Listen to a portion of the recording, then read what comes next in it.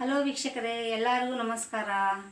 ವೀಕ್ಷಕರೇ, ಇವತ್ತು ನಾನು ನಿಮಗೆ ಈ ವಿಡಿಯೋದಲ್ಲಿ ಚಿಕನ್ ಕೈಮಾ ಉಂಡಿ ಯಾವ ಥರ ಮಾಡಬೇಕಂತೇಳಿ ನಿಮಗೆ ತಿಳಿಸ್ಕೊಡ್ತೀನಿ.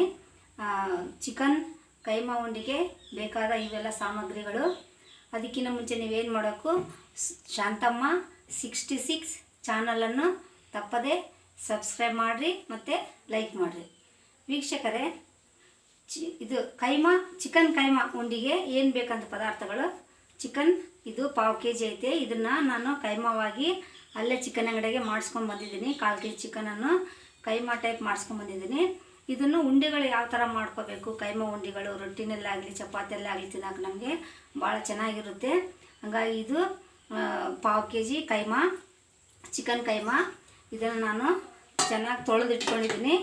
ಇದನ್ನು ನೀಟಾಗಿ ತಂದು ಇದನ್ನು ಒಂದು ಬೇಸನಲ್ಲಿ ಹಾಕ್ಕೊಳ್ಳೋಣ.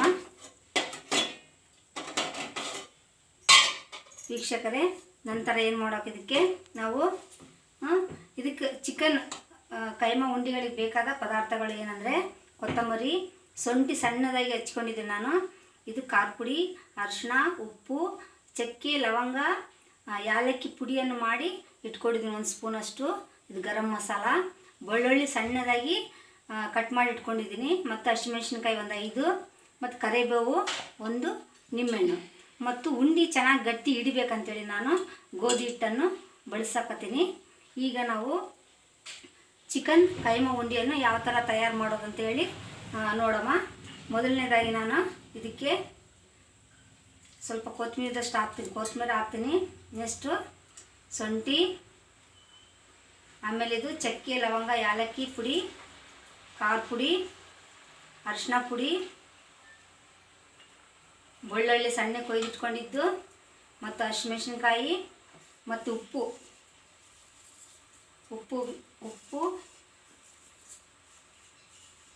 ನೆಕ್ಸ್ಟ್ ಗರಂ ಮಸಾಲ,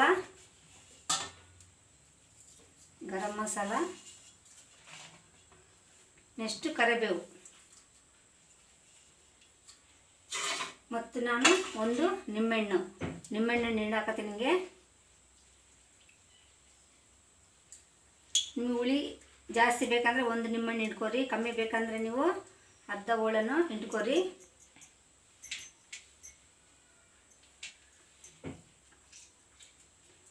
ಹುಳಿ ಇದ್ರೇ ಚೆನ್ನಾಗಿ ವೀಕ್ಷಕರೇ. ಇದು ನಿಂಬೆಹಣ್ಣು ಬಂದು ನಮಗೆ ದೇಹದಲ್ಲಿ ಜೀರ್ಣಶಕ್ತಿ ಚೆನ್ನಾಗಾಗುತ್ತೆ. ಹಾಗೂ ಬೆಳ್ಳುಳ್ಳಿ ಶುಂಠಿನೂ ನಮಗೆ ಜೀರ್ಣಶಕ್ತಿ ಚೆನ್ನಾಗಾಗೋಕ್ಕೆ ಸಹಾಯ ಮಾಡುತ್ತೆ. ಹಾಗಾಗಿ ಮಕ್ಕಳಿಗೆ ನಾವೇನು ಮಾಡಬೇಕು, ಬೆಳ್ಳುಳ್ಳಿ ಶುಂಠಿಯನ್ನು ತಿಂಬೋದು ಅಭ್ಯಾಸ ಮಾಡಿಸ್ಬೇಕು.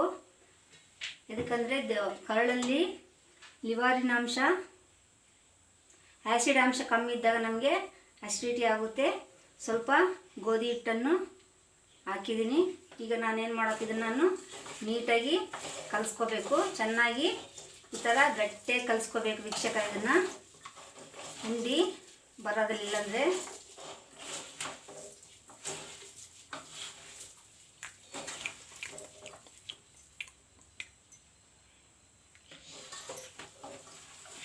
ನೋಡಿರಿ ವೀಕ್ಷಕರು, ಈ ಥರ ಗಟ್ಟಿಯಾಗಿ ಕಲಿಸ್ಕೋಬೇಕು. ಬೇಸಾಗಿ ನಾವು ಗೋಧಿ ಹಿಟ್ಟು ಅರ್ಧಂಗೆ ಹಾಕ್ಕೋಬೇಕು.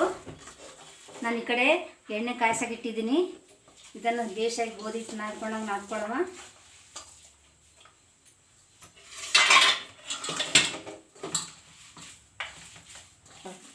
ವೀಕ್ಷಕರೇ, ಈಗ ಗೋಧಿ ಹಿಟ್ಟು ಥರ ನಾನು ಚೆನ್ನಾಗಿ ಇದನ್ನು ನಾದ್ಕೊಂಡಿದ್ದೀನಿ. ನೋಡಿರಿ, ಈ ಥರ ನಾದ್ಕೋಬೇಕು.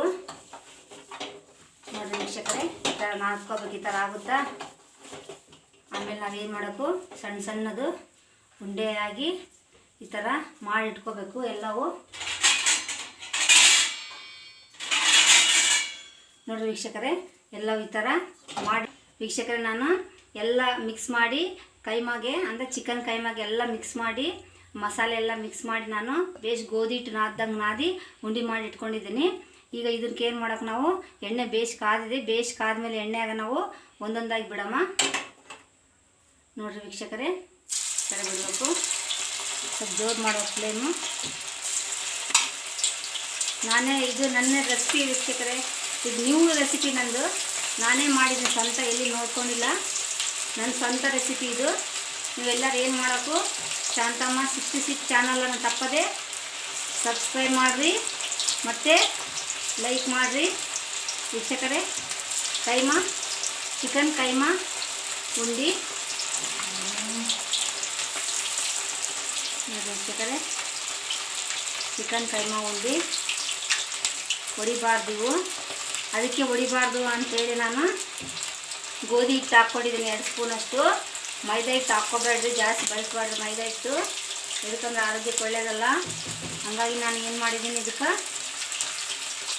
ಗೋಧಿ ಹಿಟ್ಟು ಮಿಕ್ಸ್ ಮಾಡಿದ್ದೀನಿ. ಇದು ನನ್ನ ಓನ್ ಹೊಸ ರೆಸಿಪಿ ವೀಕ್ಷಕರೇ, ಹೊಸ ರೆಸಿಪಿ ನೋಡಿರಿ.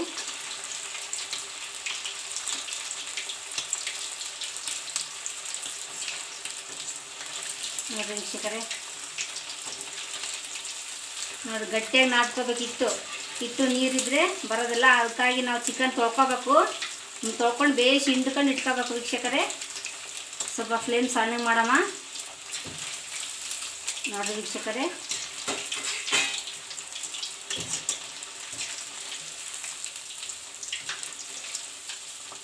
ನೋಡಿರಿ ಹಸಿ ಶುಂಠಿ ಹಸಿ ಬೆಳ್ಳುಳ್ಳಿ ಎಲ್ಲ ಮಿಕ್ಸ್ ಮಾಡಿ ಕೊಯ್ದು ಹಾಕ್ಬೇಕು, ಚೆನ್ನಾಗಿರ್ತದೆ. ಹಸಿ ಶುಂಠಿ ತಿನ್ನಬೇಕು ವೀಕ್ಷಕರೇ. ಆ್ಯಕ್ಚುಲಿ ಹಸಿ ಶುಂಠಿ ತಿಂದರೆ ಜೀರ್ಣಶಕ್ತಿ ಚೆನ್ನಾಗಿ ಆಗ್ತದೆ ದೇಹದಾಗ.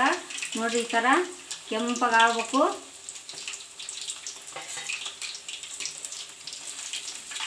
ನೋಡಿರಿ ಈ ಥರ ಉಂಡೆ ಮಾಡ್ಕೊಂಡು ತಿನ್ನಿರಿ ವಾರಕ್ಕೊಂದ್ಸಲ. ಬೆಳ್ಳುಳ್ಳಿ, ಶುಂಠಿ, ಕೊತ್ತಂಬರಿ ಇವೆಲ್ಲ ದೇಹಕ್ಕೆ ಜೀರ್ಣಶಕ್ತಿ ಚೆನ್ನಾಗಾಗುತ್ತೆ. ಇದರಲ್ಲಿ ಎಲ್ಲ ಪ್ರೋಬಯೋಟಿಕ್ ಇರುತ್ತೆ. ಪ್ರೋಬಯೋಟಿಕ್ ಅಂದರೆ ದೇಹಕ್ಕೆ ಬೇಕಾದ ಉಪಯುಕ್ತ ಜೀವಕೋಶಗಳು ಚಿಕನ್ನಲ್ಲೂ ಇರುತ್ತೆ, ಕೊತ್ತಂಬರಿ ಮಸಾಲೆ ಐಟಮ್ನಲ್ಲೂ ಇರುತ್ತೆ ವೀಕ್ಷಕರೇ. ಈಗ ಚಿಕನ್ ಕೈಮಾ ಉಂಡಿ ರೆಡಿ ಆಗಿದೆ ವೀಕ್ಷಕರೇ. ಇದು ಚಪಾತಿ ಜೊತೆ ಸವಿಯಲು ಸಿದ್ಧವಾಗಿದೆ ವೀಕ್ಷಕರೇ. ಈಗ ಚಿಕನ್ ಕೈಮಾ ಉಂಡಿ ರೆಡಿಯಾಗಿದೆ, ತಿನ್ನಲು ರೆಡಿಯಾಗಿದೆ ವೀಕ್ಷಕರೇ. ಇದು ನನ್ನ ಮಗನ ಕೊಡ್ತೀನಿ, ಚಪಾತಿ ಜೊತೆ ಮತ್ತು ರೊಟ್ಟಿ ಜೊತೆ ಸವಿಬೋದು ವೀಕ್ಷಕರೇ.